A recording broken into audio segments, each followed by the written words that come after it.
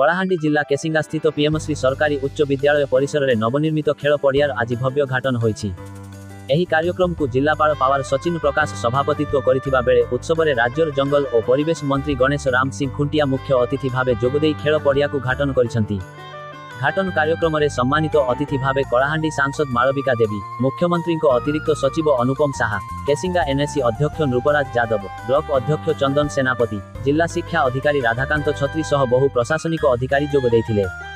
घाटन पर मंत्री गणेश राम सिंह खुंटिया गणेशंक काठ मूर्ति रे पूजार्चना करिथिले। परे विद्यालय परिसर में वृक्षरोपण करी परिवेश सुरक्षार वार्ता देइथिले। एहा परे एक सभा कार्यक्रम अनुष्ठित होइथिला। सभारे अतिथि माने खेल पड़ियार उन्नत भित्तिभूमि और छात्र छात्री क्रीड़ा उन्नति रे एहार गुरुत्व विषय रे मत प्रकाश करथिले। एनएसी अध्यक्ष नृपराज यादव केसिंगा महाविद्यालयर विभिन्न समस्या नहीं मंत्री निकट में दाबी उठाइथिले। मुख्यमंत्री अतिरिक्त सचिव अनुपम साहा कहिथिले जे 2020 मसीहारू राज्य सरकार योजना अनुसार एही विद्यालय को विभिन्न विकास योजना रे शामिल करा जायछि एवं क्रीड़ा क्षेत्र में अनुदान मिलुछि। मंत्री गणेश राम सिंह खुंटिया कहिथिले शिक्षा हेउछि मूल संपत्ति। छात्र छात्री सर्वांगीण विकास पाई शिक्षा सह क्रीड़ा और परिवेश सुरक्षा अत्यंत आवश्यक। प्रत्येक परिवार गोटिए गछ लगाइबाकू से आह्वान देइथिले। परिशेष में विभिन्न प्रशासनिक अधिकारी को सम्मानित करा जायथिला। सुंदर परिवेश हेछि, अनुष्ठान मध्य सब प्रकार भित्तिभूमि सुंदर हिसाब रे हेछि।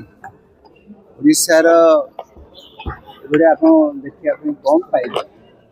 निश्चित भाव रे लोकल लोकंर सहयोग, लोकल ऑफिसर और सहयोग, कलेक्टर महोदय विशेष करिकी हमर एडिशनल सेक्रेटरी ऑफ सीएम अनुपम साहंकर निश्चित भाव रे तंकर एडॉप्टेड करिथवा स्कूल अछि।